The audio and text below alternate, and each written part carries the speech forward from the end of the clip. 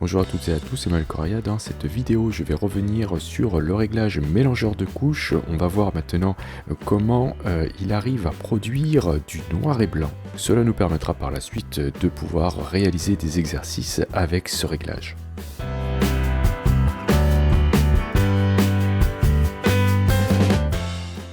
Bien, je vais prendre cette image-là pour l'exemple. Et ici, je travaille bien sûr avec une image en RVB. Je vous rappelle que le réglage mélangeur de couches ne fonctionne qu'avec les images RVB ou avec les images en cyan, magenta, jaune et noir. Alors un petit rappel quand même, les images RVB sont bien sûr composées de 3 couches, rouge, verte et bleue, et nous voyons la composite de ces 3 couches. La quantité de couleurs pour chaque couche est exprimée en noir et blanc, sur 256 niveaux pour les images en 8 bits, et beaucoup plus pour les images en 16 bits, et encore plus pour les images en 32 bits. Plus il y a de couleurs et plus c'est blanc, d'accord, pour chaque couche, et ensuite on va multiplier donc cette espèce de cartographie de la disposition de la couleur, avec la couleur elle-même, et ce résultat est additionné pour donner la composite RVB. Je vais faire appel au réglage mélangeur de couches, donc je vais cliquer ici dans le panneau calque, donc sur le rond barré, je vais choisir ici mélangeur de couches, et dans le panneau propriétés, vous voyez que par défaut, vous êtes normalement ici avec la couche de sortie rouge, et vous avez ici la couche des rouges qui est à 100%, d'accord, c'est tout à fait normal, et dans cette couche-là, on ne mélange pas pour l'instant les autres couches.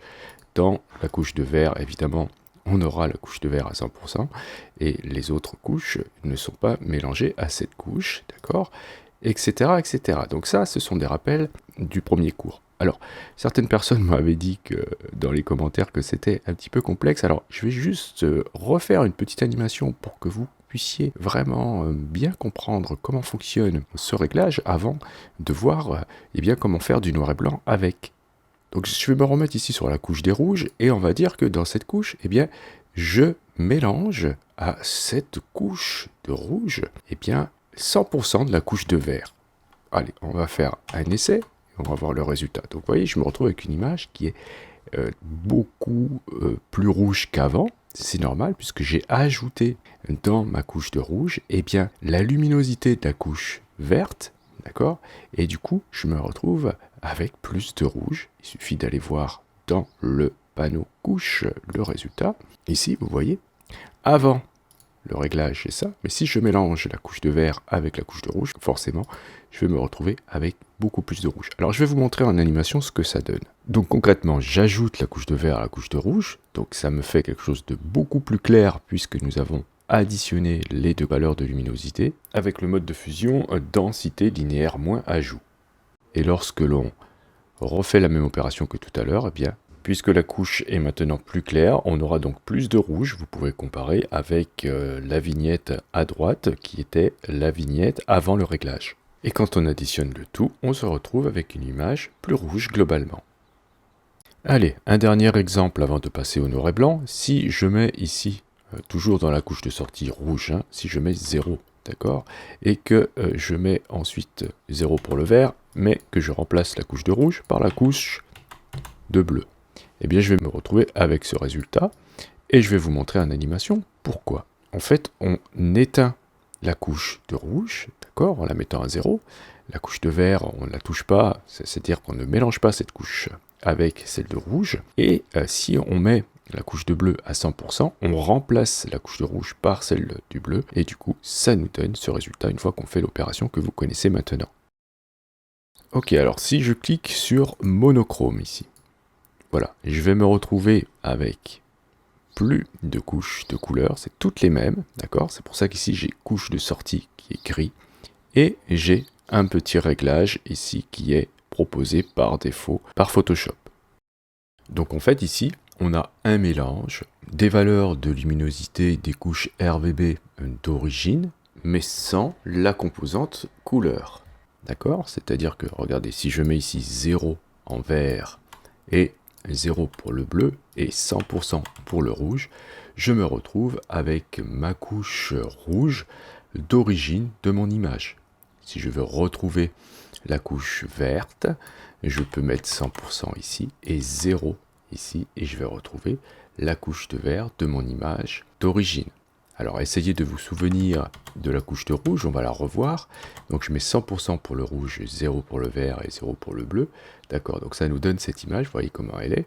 Ok, et bien si j'enlève le réglage en cliquant sur l'œil ici, et que je regarde la couche de rouge, et bien voilà, on se retrouve avec exactement les mêmes valeurs de gris qu'avec le réglage mélangeur de couches en monochrome avec 100% de la couche de rouge. Donc voilà comment fonctionne le réglage en mode monochrome, mais on va voir une particularité, c'est lorsque vous allez décocher monochrome. Il y a une chose très intéressante qui va se passer. Alors pour cela, je vais réactiver ici la visibilité du réglage et je vais décocher monochrome. Et bien, vous voyez, l'image reste toujours monochrome, alors que nous avons réactivé les couches de couleurs. Et bien pourquoi? C'est parce que maintenant, toutes mes couches de sortie, c'est-à-dire celles de rouge, de vert et de bleu, a exactement le même réglage.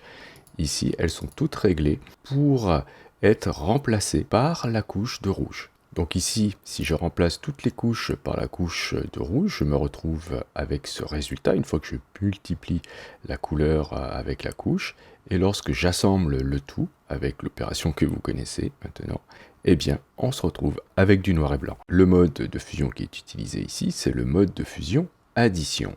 Donc pour résumer, lorsque vous allez cliquer sur monochrome, vous allez pouvoir mélanger toutes les valeurs de luminosité des couches d'origine et donc pouvoir avec cela réaliser des noirs et blancs. Et lorsque vous allez décocher monochrome, si vous avez toutes les mêmes valeurs pour chaque couche de sortie, vous obtiendrez comme résultat une image qui est elle aussi en noir et blanc pour les raisons que je vous ai montrées dans la petite animation. Alors, ce qui est intéressant, c'est que lorsque vous êtes donc avec une image noir et blanc, mais avec ces 3 couches de couleurs, vous allez pouvoir faire des effets intéressants de coloration, voilà, ou du noir et blanc partiel, etc. Donc vous pourrez vous amuser cette fois-ci, donc en partant d'une image qui a été réglée pour le noir et blanc, à faire ce genre d'effet. Vous voyez, on est presque ici dans un réglage infrarouge.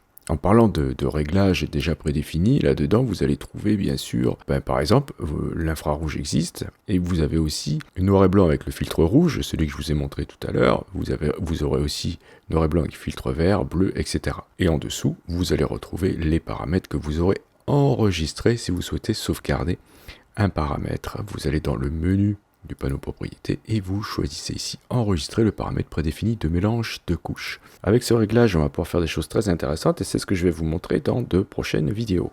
Je vous remercie d'avoir suivi cette vidéo. Si vous avez des questions, n'hésitez pas à le faire dans les commentaires. Si vous avez aimé, vous pouvez cliquer sur j'aime. Si vous souhaitez soutenir cette chaîne, vous pouvez cliquer sur le lien Utip présent dans la description de cette vidéo.